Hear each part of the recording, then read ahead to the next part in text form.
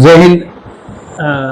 కదిరి నియోజకవర్గ ప్రజలకు, అదేవిధంగా హిందూపురం పార్లమెంట్కి సంబంధించినటువంటి నియోజకవర్గపు ప్రజలకు, కాంగ్రెస్ పార్టీ అభిమానులకు, కాంగ్రెస్ పార్టీ నాయకులకు, ముఖ్యంగా 2024 సంవత్సర సార్వత్రిక ఎన్నికలు రాష్ట్రానికే కాదు దేశానికి కీలకమైనటువంటి ఎన్నికలు.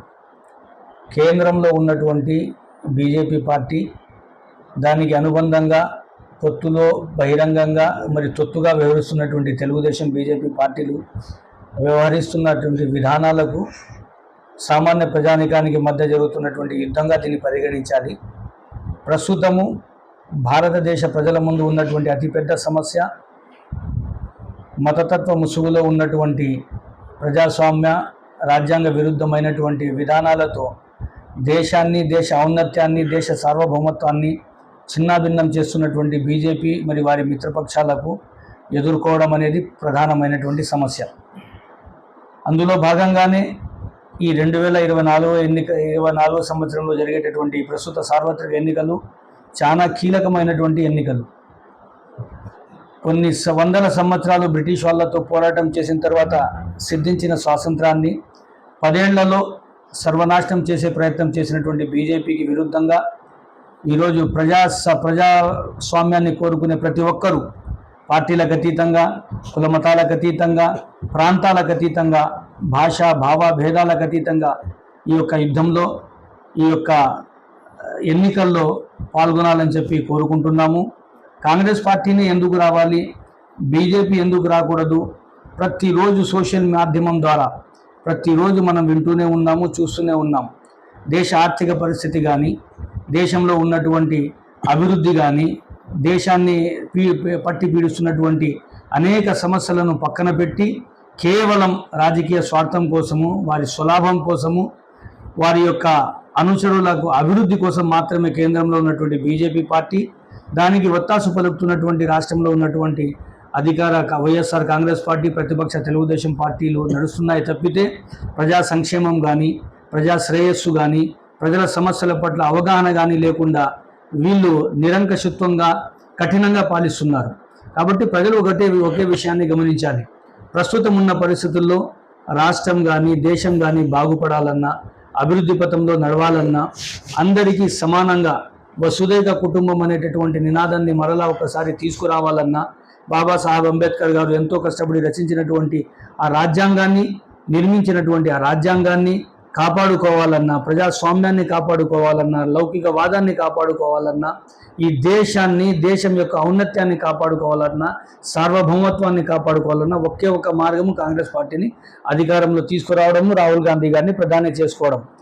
అందులో గత కొన్నేళ్ల నుంచి చూస్తున్నాము రాహుల్ గాంధీ గారి యొక్క చరిష్మా దేశవ్యాప్తంగా, అదేవిధంగా ప్రపంచవ్యాప్తంగా ఎంత పెద్ద పేరు ప్రఖ్యాతులు తెచ్చిపెట్టింది. రాహుల్ గాంధీ గారి యొక్క ఖ్యాతి ఎంత పెరిగింది. దానికి తోడుగా భారత్ జోడో యాత్ర, భారత్ న్యాయ యాత్ర ద్వారా పేదలకు మరియు బాధితులకు హక్కున చేర్చుకొని నేనున్నాను అనే భరోసా ఇచ్చేటటువంటి కార్యక్రమం ఎంత విజయవంతంగా సాధించింది. దాన్ని చూసి దేశంలో ఉన్న లౌకికవాద పార్టీలన్నీ, సెక్యులర్ పార్టీలన్నీ రాహుల్ గాంధీ గారితో భుజానికి భుజం ఆనించి అడుగులో అడుగులు వేస్తూ నడవడానికి సిద్ధమయ్యారు. ఇటువంటి తరుణంలో కూడా గత 2018 నుంచి 2023-24 వరకు వ్యతిరేకంగా పోరాడినటువంటి తెలుగుదేశం పార్టీ ఈ మధ్య కాలంలో ప్రత్యక్షంగా బీజేపీతో పొత్తు పెట్టుకోవడం చాలా బాధాకరమైన విషయము, సిగ్గుచేటు. ఎందుకంటే గతంలో నరేంద్ర మోడీ అతి ప్రమాదకరమైన తీవ్రవాది, సొంత భార్యను చూసుకున్నాడు, ఇంటిని చూసుకున్నాడు, దేశాన్ని ఏం చూసుకుంటాడు, దేశ ప్రజలను ఏం చూసుకుంటాడు అని బహిరంగంగా వేలాది మంది సమక్షంలో చెప్పినటువంటి చంద్రబాబు గారు, మరి చంద్రబాబు గారి గురించి దల్బదల్ అంటే పార్టీలు మారడంలో దిట్ట, మరి సొంత మామకే వెన్నుపోటు పొడిచిన వ్యక్తి, మరి తన కొడుకు ప్రమోషన్ కోసము తహతహలాడే వ్యక్తి అని చెప్పి విమర్శించిన మోడీని ఏ విధంగా ఆలింగనం చేసుకుంటారో, కౌగులించుకుంటారో అర్థం కాని పరిస్థితి.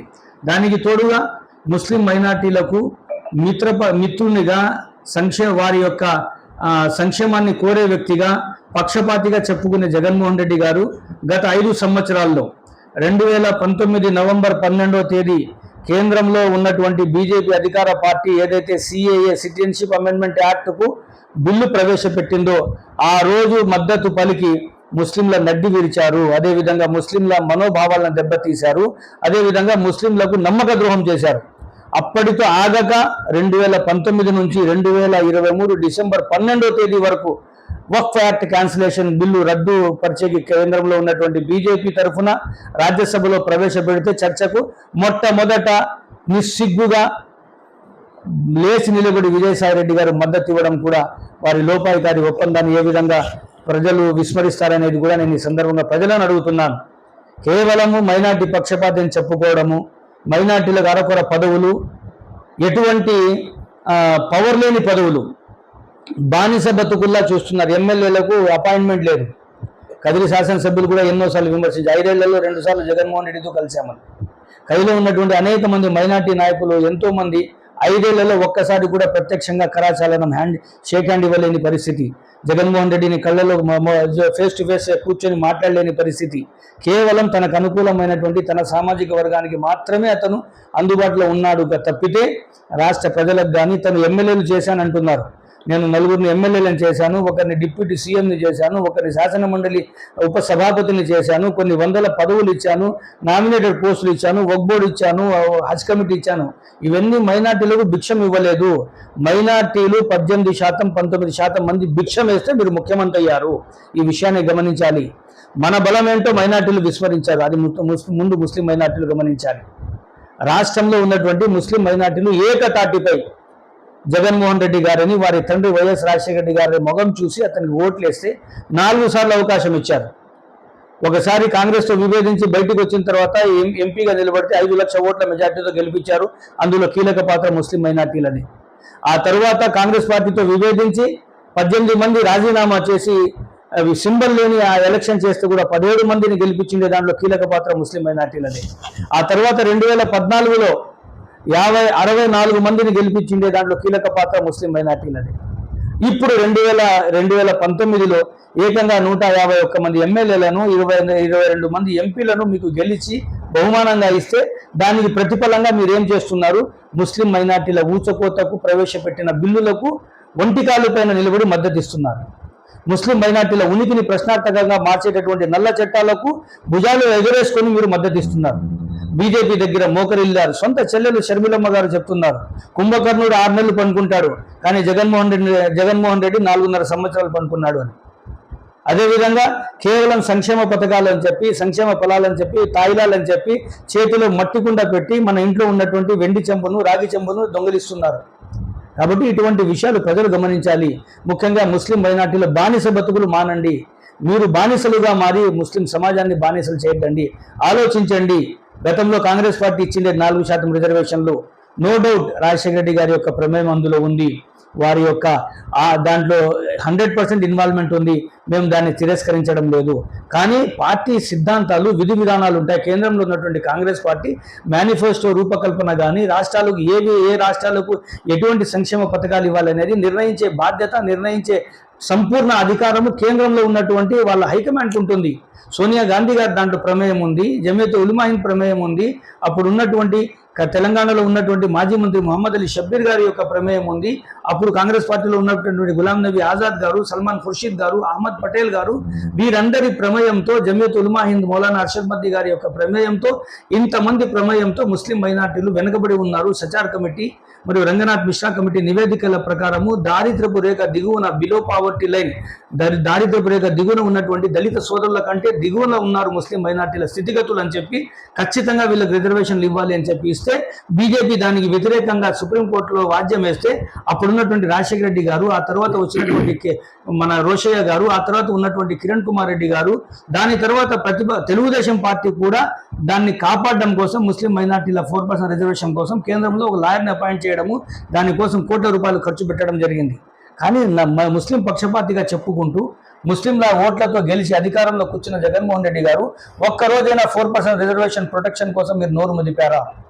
వక్ఫ్ ఆస్తుల పరిరక్షణ కోసం మీరు ఏ రోజైనా పటిష్టమైన చట్టం తీసుకుని వచ్చారా? లేదు మైనార్టీల పైన జరుగుతున్నటువంటి దాడులను ఏ రోజైనా ఖండించారా?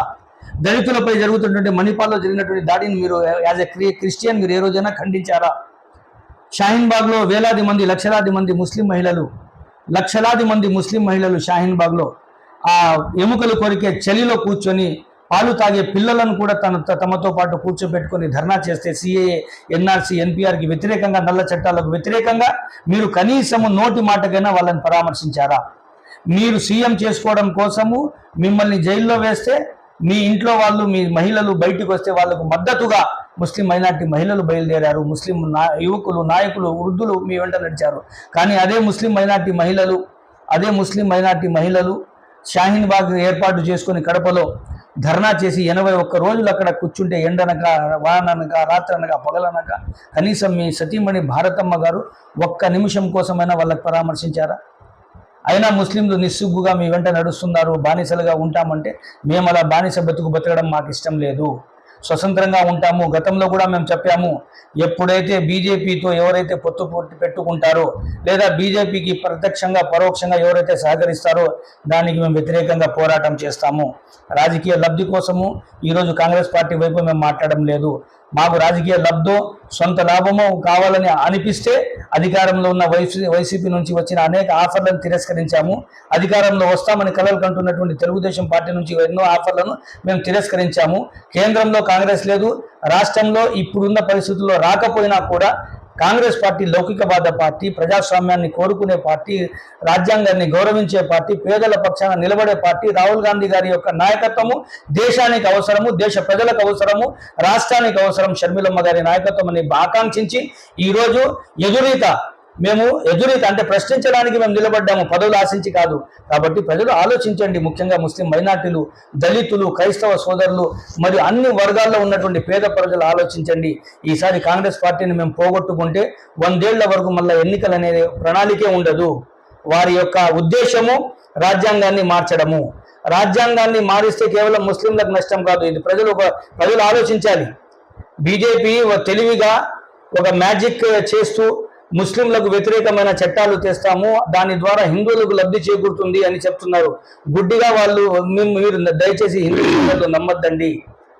దేశంలో ఉన్నటువంటి 80% మంది హిందూ సోదరులకు 74 ఏళ్లలో ఎక్కువ నష్టం జరిగిందంటే కేవలం ఈ 10 ఏళ్లలో.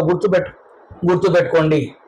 రైతు వ్యతిరేక చట్టాలు, దాని ద్వారా నష్టపోయిన రైతులు 80% మందికి పైగా హిందువులే. ముస్లింలలో అంతమంది రైతులు ఉండరు, గుర్తుపెట్టుకోండి.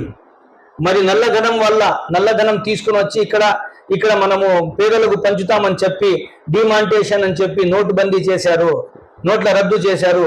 దానివల్ల లైన్లో నిలబడిండేది 100లో 80 మంది హిందూ సోదరులు. ఇది గుర్తుపెట్టుకోండి. డీజిల్ పెరిగితే కేవలం ముస్లింల మీద భారం పడదు, హిందూ సోదరుల మీద భారం పెరుగుతుంది. పెట్రోల్ రేటు ధరలు పెరిగితే ముస్లింల మీద భారం పెరగదు, హిందూ సోదరుల మీద కూడా భారం పెరుగుతుంది. నిత్యావసర సరుకులు ఆకాశాన్ని అంటుతూ ఉంటే రేట్లు, దాని యొక్క నష్టము, దాని యొక్క బాధ, భారము ముస్లింల మీదే పడదు, క్రైస్తవుల మీదే పడదు. భారతదేశంలో నివసించే 140 కోట్ల మంది భారతీయుల పైన పడుతుంది.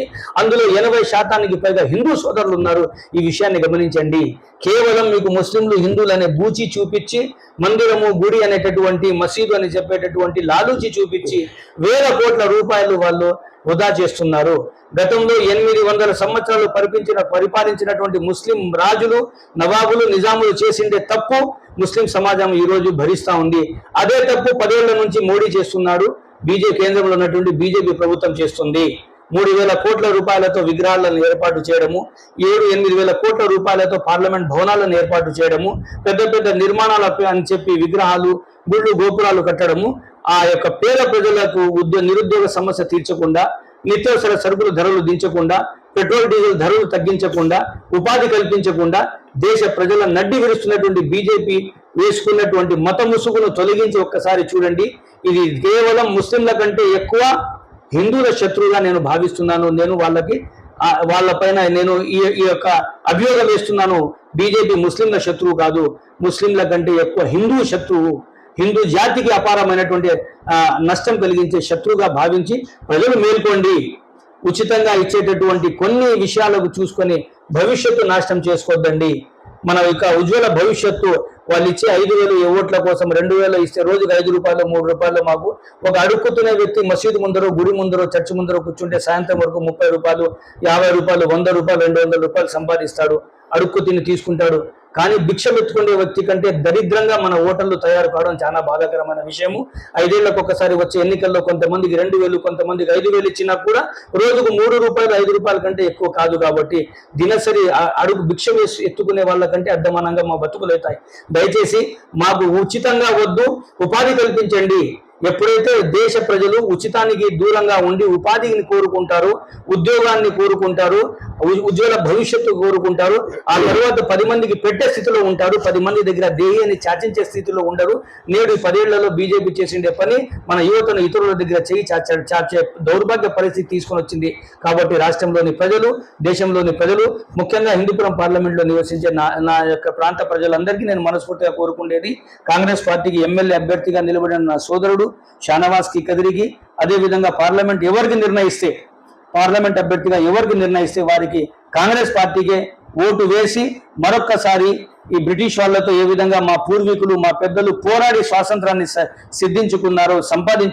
సాధించుకున్నారో ఈరోజు భారతదేశ పౌరుల ముసుగులో ఉన్నటువంటి విదేశీ శక్తుల తొత్తులు అయినటువంటి బీజేపీ చేతుల్లో నుంచి మరి ఒక్కసారి సంపూర్ణ స్వాతంత్రాన్ని తీసుకోవాలని చెప్పి కోరుకుంటూ జై హింద్, జై కాంగ్రెస్.